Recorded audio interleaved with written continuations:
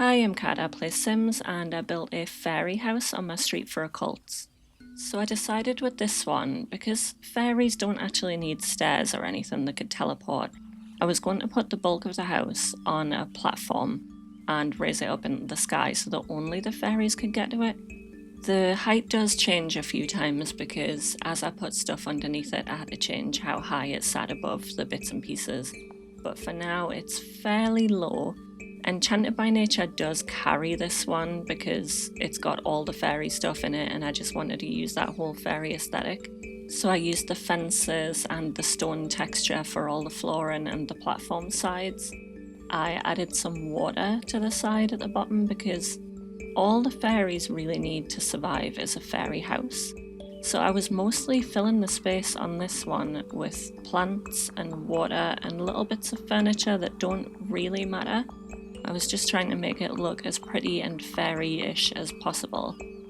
I used the big Enchanted by Nature gate in the fence, and that was one of the reasons I had to raise the platform above because it is a really, really tall gate, that one, for some reason. The fence is quite low, but the gate is huge.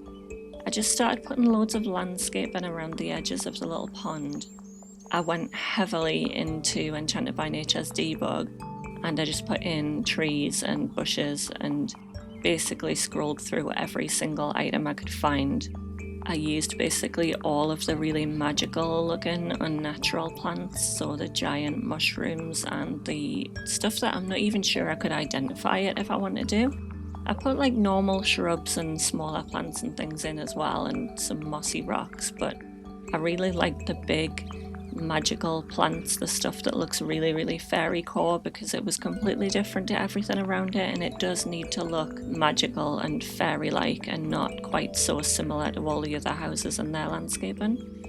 It does end up looking very, very white and green overall, but I did use some accent colours in the plants, mostly purples and pinks.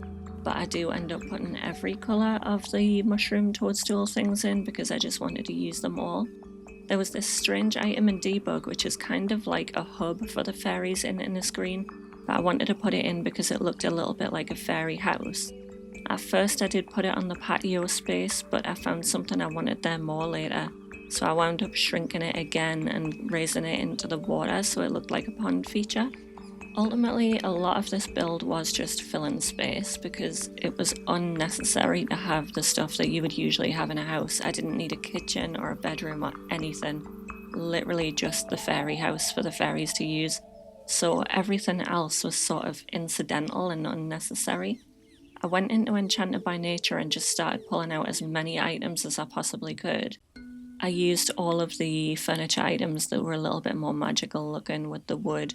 I gave them an apothecary table for skill building. I was putting out the shelves and the little tables and stuff all in that white swatch. Some of them look a little bit more grey. And then I found the bar back that I absolutely love from the pack that looks like fairy wings and I couldn't not use it. So at that point I did have to move the little fairy house hub thing into the water. I just raised it so that it wasn't underneath the water too much. And then I was using as many little bits and pieces from Enchanted by Nature as possible, including the magic standing stone that you use to summon Spruce Almighty. So I put that into one corner. I was using sort of shelf decoration. I added all of the new little gnomes in various corners. And I put in the mirror, which I really like. It kind of looks like a portal, and I wanted that up there. I added the rug, which is too weird to use in a lot of builds, but I managed to put the griffin swatch of it down here. And then I was just cluttering up those little benches next to the apothecary table with bits and pieces as well. I used these chandeliers, which I think are actually too low for Sims to walk underneath, and then unfortunately I never realised that I hadn't taken the ceiling off the top room. So that is there clipping in the final build, but because I never went up to the next level because I didn't have one, I didn't realise it was still there, and I think I might even have uploaded it to the gallery with the ceiling still on. So that's kind of devastating for me, but mistakes happen, you know. I missed it and it's there forever now. On the downstairs next to that apothecary table, I used the other weird rug from the kit that kind of looks like a river and some moss. and I was just putting in as many bits and pieces as I possibly could. I added a mailbox, but I completely forgot about a bin, unfortunately. I added these really nice tree lights, and then I decided to put some planters in. I found myself looking at even more landscaping because I didn't like how stark the join was between the fence and the area around it. Even with the terrain pin, it just didn't look natural. So I started putting in a load of bushes and flowers and things along the front edge just to make it blend a little bit better. I considered the bushes with the fairy lights in them from the rewards event, but I didn't like how they looked. And when I was finished with the landscape in there, I decided I was done, so enjoy the screenshots.